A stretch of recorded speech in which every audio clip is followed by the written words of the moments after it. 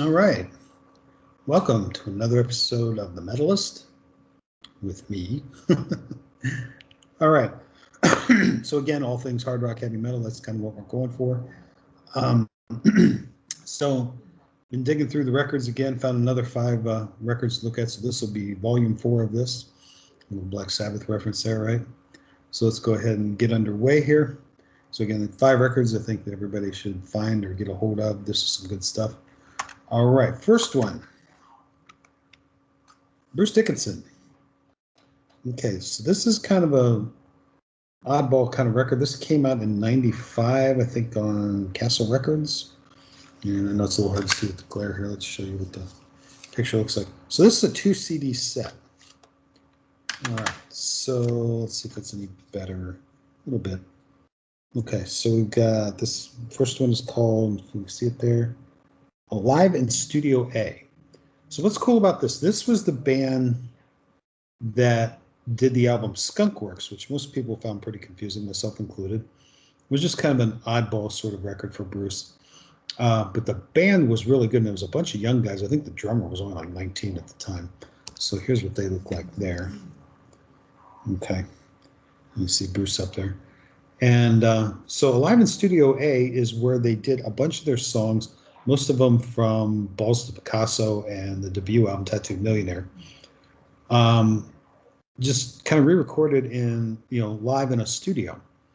And then the second one actually is a live show from the Marquee over in England. And so the cool part about this is this band is really a hot band. They're a good band, but like I said, the record they put out with Bruce, like I said, not terribly well received. I don't think most of us understood it. But the band themselves were really good. So to hear the remakes of these songs is really cool. And the drums are just off the chart. I mean, they sound fantastic. Okay, so this is definitely a cool thing to pick up. I'll be honest, I don't play the Marquee show that often. It's always the Alive in Studio A record that I always end up playing. But yeah, definitely check this out. We were fortunate enough, here's an oddball picture here of Bruce actually with a guitar. I've only seen that one other time before. That was when they did Revelations on the Live After Death DVD, as we call it now. It used to be a video cassette back in the day. And yeah, like I said, I mean, you can see, look at these guys. These guys are young. Look like a teenager, right? But again, great band, and they do a great job on this. And here's everybody all together here. So we were fortunate enough to see this particular lineup at the Cleveland Agora for something they called the World Series of Metal, which was like 50 lousy bands and Bruce Dickinson. And Bruce didn't go on till, Jesus, like 1 in the morning or something like that. And it was in the small part of the Agora, and those of you that know the Cleveland Agora know what I mean. It wasn't the theater section, it was actually the club section. And Bruce, in his usual fine fashion of being a wise ass, let's just put it on the table. About 2 o'clock in the morning, he wasn't getting the reaction he wanted. He says, "What's the matter? You're getting tired?" He says, "It's 7 o'clock in the morning where I come from." We happen to be close enough I could look at his watch, and yes, his watch said 7 in the morning, which England's 5 hours ahead, so that would make sense. And Bruce is like, "Where's me morning coffee then?" Freaking hilarious. But anyway, cool show, and like I say, kind of an interesting CD if you can find that one. That's a good one there. Okay, this next band, I like them so well, I became friends with them. It just something that just kind of happened. And they're called Hydrogen. Okay. And Hydrogen at this point was a husband and wife team, Jeff and Julie Westlake. And people floated in and out of the band, and actually Julie doesn't sing with the band anymore. This is back in the day. This is an album called Bombshell. I want to say this came out in about 2006. This is when they came on my radar, and I'm not really even sure how I heard them or anything else, but I ordered one of their albums, this one, and just thought it was great. And honestly, the closest thing I can compare it to these days is Hailstorm. So it reminds me a lot of Hailstorm. And I think this band should have been bigger than Hailstorm, but that's the way it goes sometimes. So anyway, they were playing a lot around the area when I was living in Ohio. And I kept showing up and I kept showing up. And finally they were playing at the Quaker Steak and Lube in Sharon, Pennsylvania. and which is about an hour from where I was living. And I get there, and when they get done with the set, Jeff, the guitar player, says, "Hey man, come over and sit with us." I'm like, "Okay." So we sat there and we had some wings, BS'd a little bit, you know. A couple years later, I'm hanging out at his house down in Kentucky, and yeah, pretty cool guy, and like I said, great talent. Like I say, Hydrogen's gone through a lot of different changes through the years, but this is some of the best stuff. This and another album called Deadly Passions. I would check out those two for sure. But again, like I say, it's just some good stuff, and like I say, it turned out to be a pretty decent friend of mine for quite a while, and so check it out. Next up, this is sort of an offshoot of my favorites, the Mighty UFO. So I think in one of the other episodes I talked about Walk on Water, which came out in '95, and of course, you know, that didn't last very long, as it normally doesn't with Schenker and Mogg. They can't seem to ever be friends for very long, or ever, maybe. So it became an agreement of some sort that you could only call the band UFO if it had Pete Way, Phil Mogg, and Michael Schenker. Well, of course, Schenker flew the coop. Pete and Phil wanted to keep working together. So I don't know how, somehow they got in contact with a guy from Shrapnel Records. And he's the one that has, like, it's like a shredder label.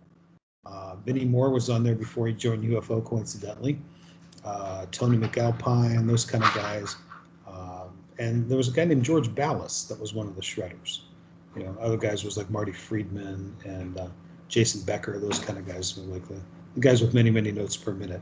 Matter of fact, this guy even kind of discovered Yngwie Malmsteen and put him in a band called Steeler out in California before he went to Alcatraz and then, of course, went solo.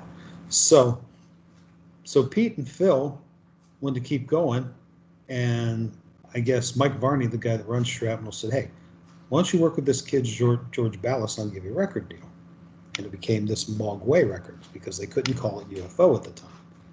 So it's kind of an interesting mix because, I mean, it definitely has the UFO flavor, but a little more shredding than you would typically be used to with UFO. And here we go on the back here. There's the guys. Pete looks like a giant, and he's not. He's about my height. He's about 6 foot, 6'1", something like that. I guess I should say he was. And so kind of tells you that Phil's kind of a small guy, but very big on personality, as we all know. But anyway, this is just some killer stuff. This is probably my favorite thing they did since Walk on Water. I mean, I like all the Vinnie Moore stuff, but I like this better. This is some good stuff. Then they did one other album with a guy from Toledo, of all places, named Jeff Coleman, and that record was called Chocolate Box. Now, a lot of people like that record better. They say that sounds more like UFO, which it does because there isn't as much shredding. But if you like a little shredding with your Phil Mogg, right here, this is it. This is some good stuff. Oh, by the way, the drummer back here, that's Ainsley Dunbar. Pretty famous guy. Started off with Santana, played with Journey, and played with a whole bunch of other bands. He was with Whitesnake for a while. So good lineup of guys here. So yeah, this is definitely one worth finding. Like I said, there's 2 Mogg Way records. I prefer this one. A lot of people prefer Chocolate Box. Get them both. That's what I say. So along the same lines, as we're talking about Walk on Water once again, so then Michael left, and he did a solo album the next year called Written in the Sand. This is some killer stuff too. You notice I got some signatures here, which is always nice. So we got Michael's signature up here, we got Barry Sparks over here, and we got drummer Shane Galas, who at the time was only like 19. And the drumming on this is pretty sweet. So this kid was something else. So interestingly enough, in '96, when Michael toured, I might have the ticket stub in here. Yeah, I do actually. So this was the end of '96. I don't know if you can see down here. It says, whoops, let's bring it back. Here we go. So yeah, December, looks like December 5th, 1996. Okay. So Michael toured with this lineup, and he had a kid named Leif Sundin as a singer who later worked with, also worked with John Norum. And I'm sure we'll be talking about John Norum at some point as well. But anyway, so they did this tour. And like I said, Michael was really on a roll in the mid-'90s. Between Walk on Water and this, yeah, this is some good stuff. And interestingly enough, Barry Sparks filled in for Pete Way in UFO sometime in the 2000s. I want to say probably around 2006, 2007, something like that. He was in the band for a while, and Barry, so Barry played with them as well. So there's all kinds of connections. And interestingly enough, the night I saw these guys, um, Shane and Barry were the rhythm section for the opening band too, which was coincidentally Vinnie Moore, who later joined UFO in about 2003, 2004, somewhere in there. So a lot of interplay here as we try to crush the CD, but we don't really want to do that. There we go. Much better. Okay, so last one's a little bit out in left field, but kind of a cool record. I always like this. This one came around in the early 90s. This was a band called Soraya. I know Soraya is kind of an odd name, but it was for their singer Sandy Soraya. And Sandy apparently was married to Brian Wheat from Tesla for a while. But if you like your just sort of kind of like Lita Ford, but harder edged, and like I said, she was just the vocalist, but really some good stuff. They only had 2 records that I know of. There may be more, but there's only 2 that I know of. This was the second one, and the first one was just a self-titled album. They had a little bit of a minor hit on MTV with a song called Love Has Taken Its Toll. That was on the other album, but I thought this was the stronger album. And as it turns out, the guitar player, Tony Ray, he actually did play with Joan Jett for a while. So he was at Blackheart for a bit.